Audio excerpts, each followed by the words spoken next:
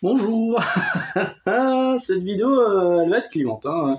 Elle va être clivante autant que clivant les dernières annonces qui ont été faites chez Urban Comics. Alors déjà, excusez-moi pour la qualité du son sur la vidéo de cette semaine et pour l'image inversée aussi de la vidéo de mardi. Et effectivement, j'ai un nouveau téléphone. Certains ont constaté qu'il y avait une meilleure qualité d'image et du coup on voit mieux mes imperfections sur la peau. J'ai toujours le même micro. Sauf que j'ai l'impression que là, vous voyez, il n'est pas sur moi, je l'ai attaché un peu plus loin.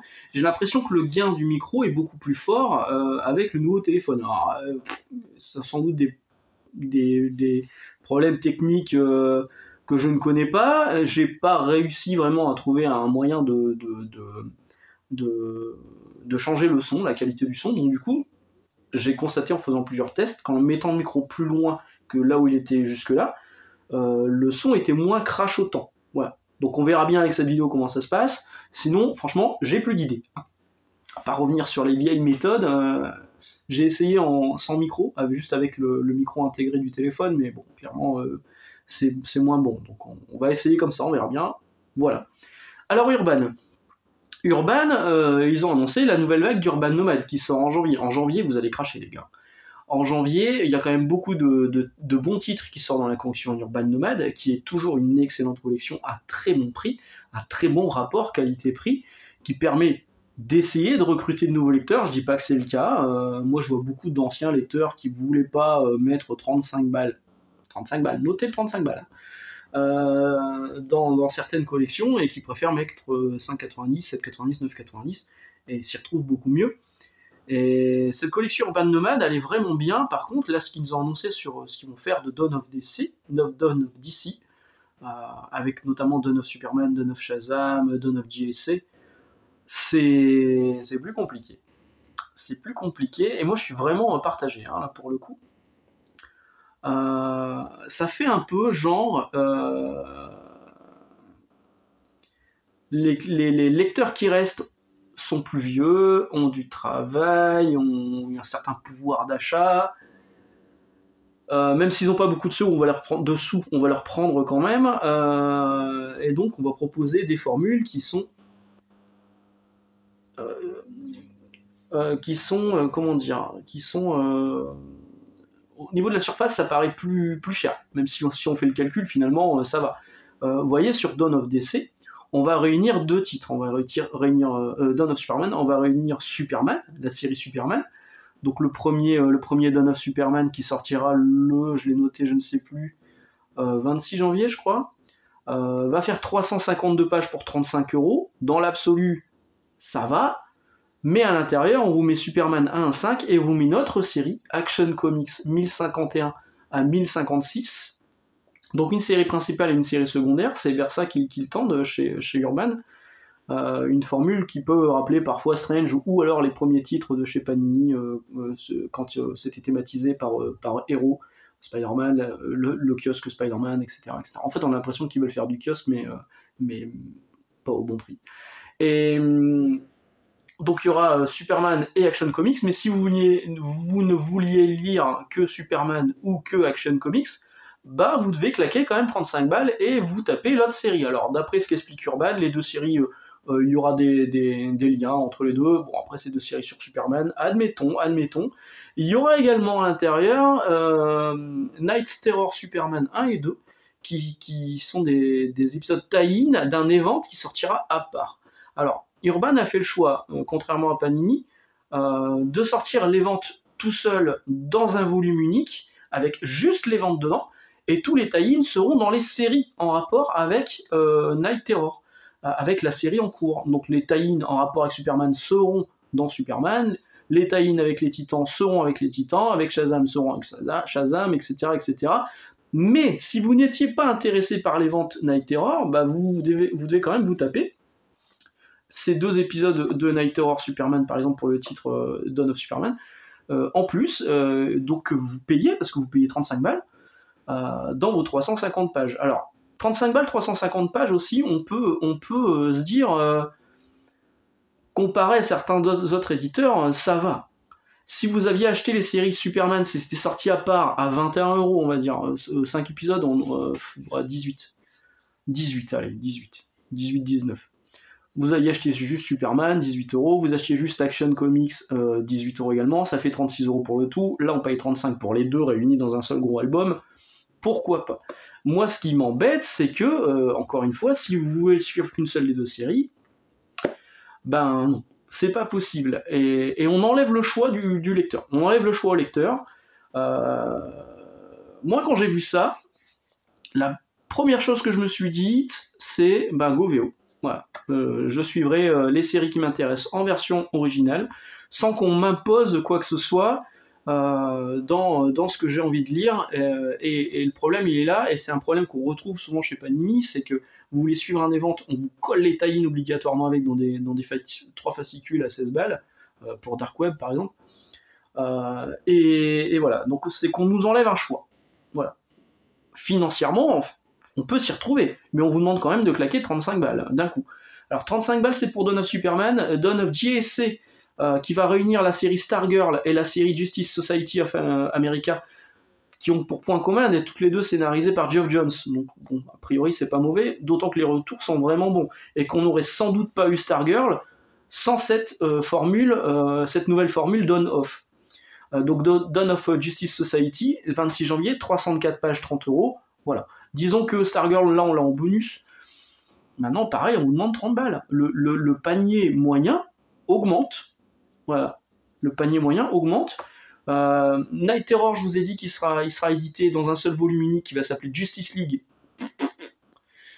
C'est pas une série Justice League. Il va s'appeler Justice League Night Terror. C'est dans l'univers DC, donc forcément il y a des personnages qui appartiennent à la Justice League, mais c'est pas une série aux États-Unis estampillée Justice League.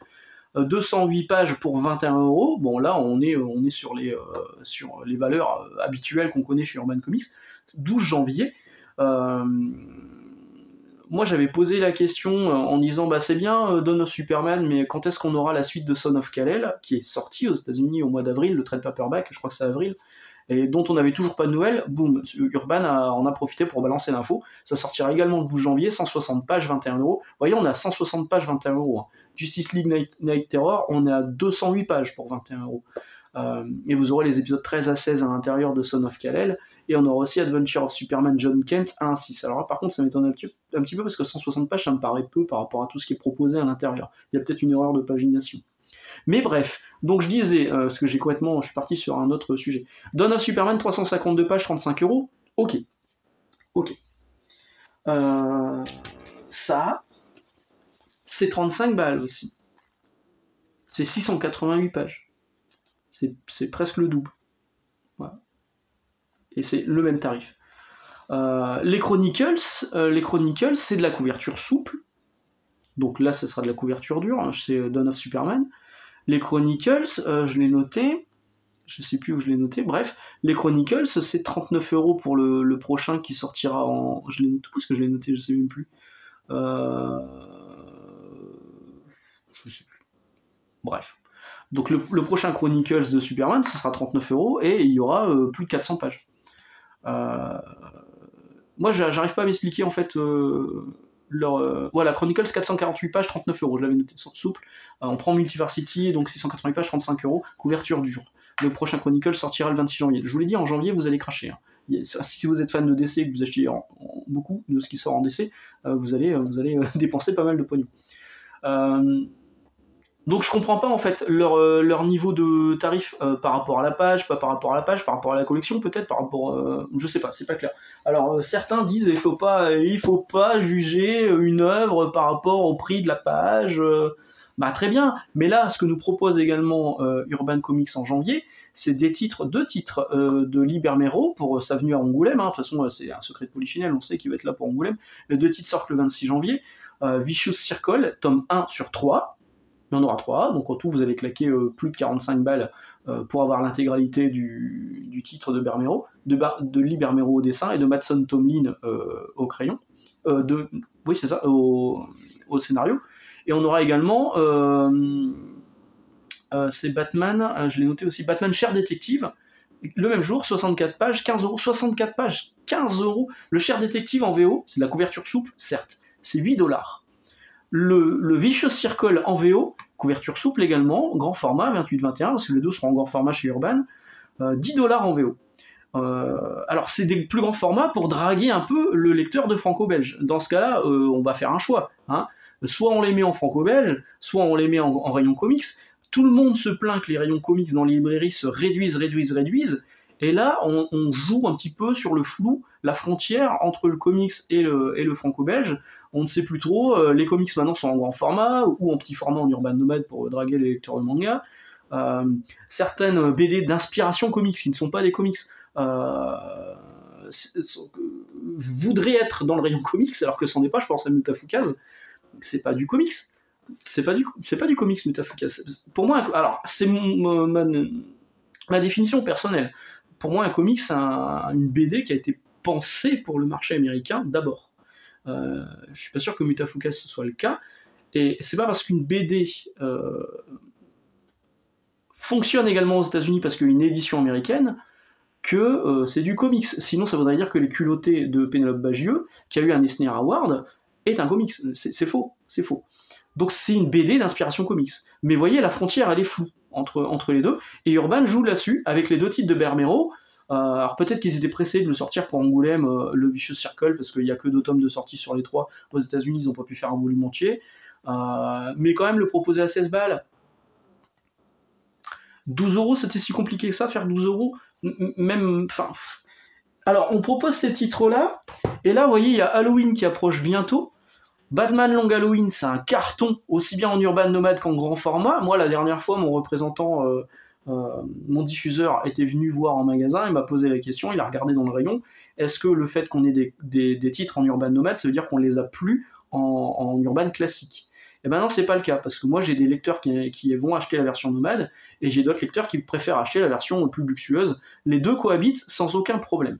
Et donc Batman Long Halloween fonctionne très bien dans les deux collections, mais il y a un chapitre qui reste inédit, celui-ci, qui est sorti aux États-Unis l'année dernière, juste avant le décès de Tim Sale. Pourquoi celui-ci est pas sorti justement là pour profiter d'Halloween dans leur nouveau format de luxe à 64 pages? Ça me dépasse, à 16 balles, à 15 balles, je comprends pas. Ça c'est inédit encore en VF. Ils attendent quoi? Ils attendent encore l'année prochaine pour le sortir? Au début, je me suis dit, il va être en exclu dans une édition spéciale de Batman Long Halloween, tout le monde va être dégoûté. Non, là, ils ont cette formule-là qui existe, qui est beaucoup trop chère. On est bien d'accord qu'elle est beaucoup trop chère, elle devrait être à 12 balles maximum. Cette formule-là existe, et ça, c'était clairement le bon moment pour le sortir.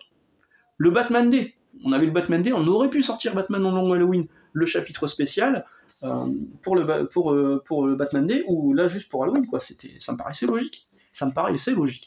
Maintenant, ce qui m'inquiète aussi, c'est donc, je vous ai dit, il y aura JSA, il y aura Shazam, ils ont annoncé Shazam aussi dans cette formule-là, Superman. Quid de Batman, qui continue aux États-Unis dans cette formule-là. Donc là, c'est écrit série en cours. Le deuxième tome vient de sortir, je viens de l'acheter. Le troisième tome, j'ai pas encore la date, hein, mais le troisième tome, bon, bah, il arrivera. Est-ce qu'à un moment, Urban va dire allez, on arrête Batman? Bon, Batman comme ça, c'est quand même la vache à lait pour Urban, c'est là où les sous rentrent, c'est sur Batman. On arrête cette formule-là de Batman, on fait un Dawn of Batman, et à l'intérieur on met Batman et Détective Comics. Alors, moi je ne serais pas d'accord, et là je passerai à la VO, parce que je lis Batman et Détective Comics, j'ai essayé, j'ai pas accroché à la proposition de Rambi, donc j'irai pas plus loin. Je sais pas quoi en penser, hein. Franchement, hein. Je vous dis, ma première réaction, ça a été bah c'est tout, j'arrête, et puis je ferai en VO. Comme pour Marvel. Comme pour Marvel, Panini casse tellement les noix, et en plus de ça, Panini a des problèmes de traduction et des problèmes de cohérence éditoriale, je serais passé à la VO. Je passerai peut-être à la VO si les décisions qui sont prises par la suite. En tout cas, la Superman, je le prendrai pas.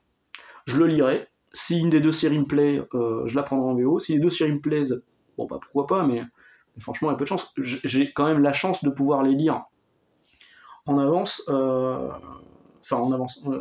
gratuitement au boulot, donc bon, je ne vais pas me priver pour ça. Maintenant, moi, je pense qu'il s'est passé comme ça. Les choses ont dû se passer comme ça. Attention, acting, et je me mets dans la peau du personnage. Je suis un mec en réunion chez Urban Comics. Alors, les petits gars, on a la nouvelle formule, c'est ridicule, la nouvelle formule Dawn of DC qui débarque. On peut relancer au numéro 1, on va faire ça. Bon, ils ont pas beaucoup d'argent, on va les reprendre quand même. Ils arrêtent pas de nous réclamer et si on écoutait le lecteur? Petit aparté, moi, Max Fardet, j'avais fait une vidéo, et si on écoutait le lecteur un dimanche, on se fout bien notre gueule. Et si on écoutait le lecteur, ils veulent des récits anthologiques comme ils ont connu quand ils étaient jeunes, comme avec Strange, comme avec Spider-Man, comme avec les X-Men, au début de Panini Comics, ça marchait plutôt bien, des publications thématiques, avec une série principale, les séries annexes, les séries secondaires et tout. Voilà, c'est ça qu'ils veulent. Eh ben, on va leur donner ça. On va leur donner ça. Est-ce qu'on peut financer ça? Combien on peut leur proposer? 35 balles? Ouais. Bon, ils ont de l'argent après tout, hein, 35 balles, hein. Qu'est-ce que t'en penses, toi, le stagiaire? T'es d'accord? Très bien. Comment tu t'appelles déjà? Émile? Ouais. Tu faisais quoi avant? Travailler dans une sandwicherie? Un truc d'autocollant? Ok, très bien. Je pense que c'est le stagiaire de Panini, le Panini, de Urban, qui a pris ces décisions-là. Et les mecs se sont dit, c'est pas grave si ça va gueuler. On fera des podcasts pour expliquer le truc. On fera des podcasts avec des professionnels de la profession qui sont habitués pour faire ça. Maintenant, il y a les Urbancast, qui cumulent des dizaines de vues sur YouTube, qui sont vraiment réputés pour ça et qui connaissent vraiment le marché, qui ne confondent jamais comics et BD franco-belge. Voilà. Je comprends pas. Dites-moi dans les commentaires ce que vous en pensez, si vous êtes partant, pas partant pour ça. Je trouve ça vraiment chelou. Dans le reste de l'actu cette semaine, on va arrêter de parler un petit peu d'Urban Comics. Dans le reste de l'actu cette semaine, il y a Comixtape, un nouveau site qui vient d'être mis en ligne, qui vous propose des comics rares, des variants de cover, des comics signés à pas trop cher. Franchement, il y en a pour toutes les bourses. J'ai vu ce film. C'est fait par Philou, que je salue ici, avec qui on discute parfois sur Instagram. Comixtape, allez faire un tour, vous verrez, il y a peut-être des trucs rares qui pourraient vous intéresser. Moi, la semaine dernière, je suis allé au Festival des Livres d'en haut, où j'ai pu voir, comme l'année dernière, Laurence Campbell qui était de passage, et à qui j'ai acheté ce sketchbook où il reprend des illustrations d'Hellboy, des illustrations d'un peu tout et n'importe quoi, que moi j'aime beaucoup, et Laurence Campbell m'a reconnu. Il m'a reconnu déjà. Hey, how you doing? Fine, thank you. Et toi?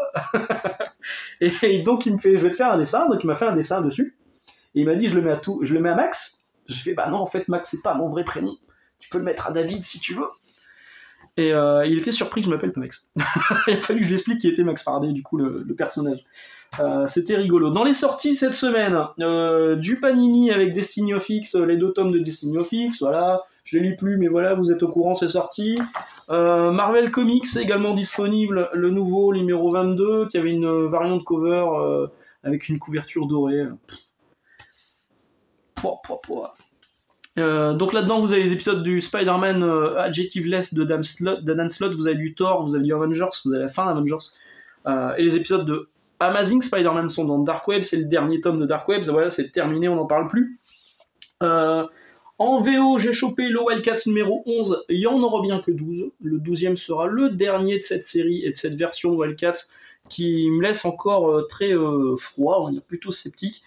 Le dernier numéro d'Ultimate Invasion proposé à 8,99$, bande d'enfoirés, c'est très très cher, vous voyez c'est cher en France mais c'est aussi cher en VO, et qui en plus de ça est franchement pas terrible. Heureusement qu'il y a Brian Hitch qui signe des planches pas trop dégueulasses. Alors vous allez dire ouais Brian Hitch c'est plus ce que c'était, ouais mais moi je suis quand même content, de voir Brian Hitch, ça me plaît.